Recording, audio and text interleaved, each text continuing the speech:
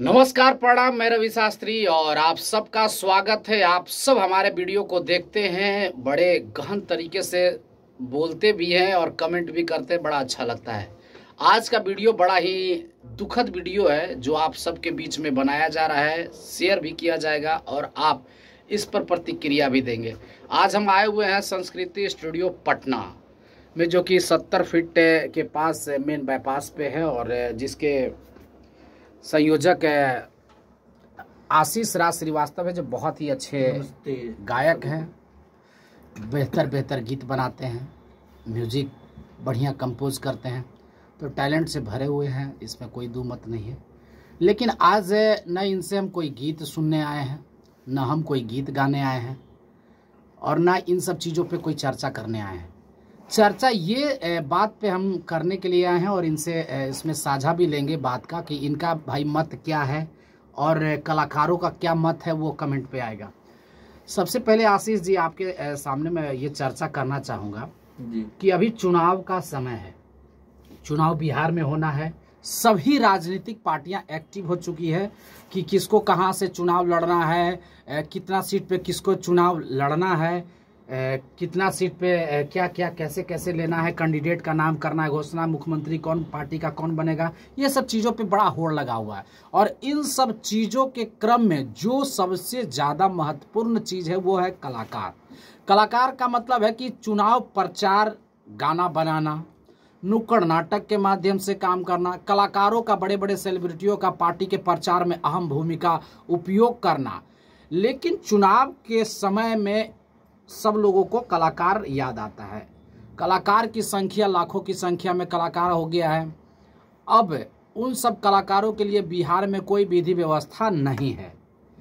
साथ साथ में चाहे इंडस्ट्री छोटा हो, बड़ा हो, क्या हो, नहीं हो, आप सब समझ रहे हैं चीज़ें कि आप 365 दिन में कितना दिन बिजी हैं, प्रोग्राम के माध्यम से, स्टूडियो के माध्यम से, एल्बम बनाने के माध्यम से, या आपको सुविधाएं बिहार में कितना है ये तो आप जान रहे हैं। कलाकारों की क्या हैसियत है, सरकार के नज़र में रखा गया, लेकिन चुनाव में भरपूर प्रयोग किया जा रहा है।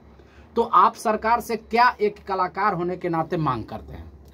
सबसे पहले कि जितने भी लोग देख रहे हैं सबको प्रणाम। मैं आशीष राज श्रीवास्तव आशीर्वाद की कामना करता हूँ। बात यह है कि कलाकार के 2-3 सांसद भी हैं, 3-3 सांसद भी हो गए, और कलाकार को वही सुविधा है कि अपने घर से गेहूं दाल बेचकर अपना रुपया भी इकट्ठा करना है और इसमें ले आकर फूंक देना है।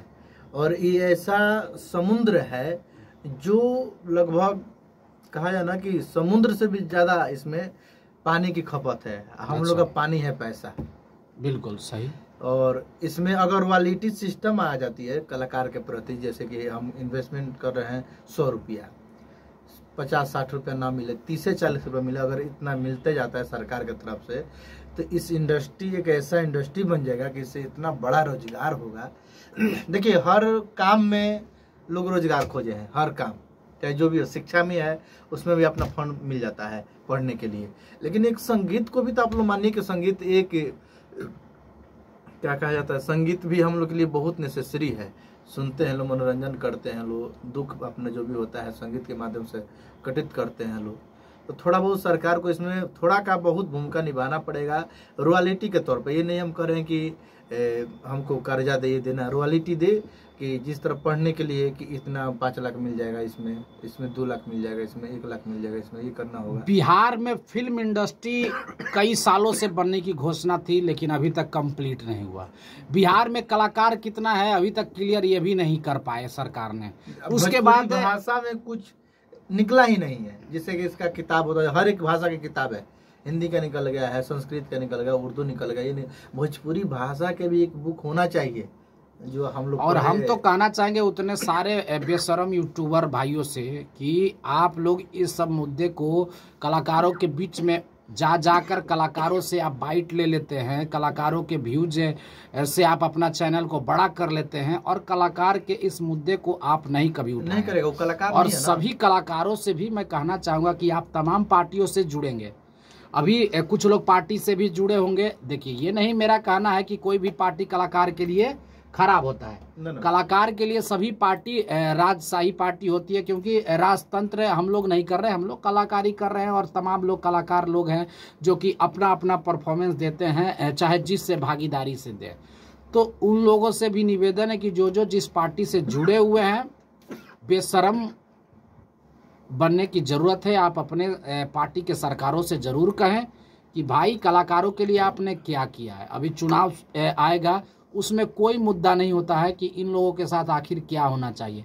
हम तो एक निर्देश भी देना चाहेंगे कि इस तरह से अगर कार्य हो जाए, क्योंकि लोग आवाज़ उठाते हैं और कोई सॉल्यूशन नहीं बताते। हम तो ये भी सॉल्यूशन कहना चाहेंगे कि आप मान के चलिए कि कलाकार बिहार में मान के चलिए कि हजारों लाखों लोगों को रोजगार इस माध्यम से मिल रहा है और मिलता रहेगा।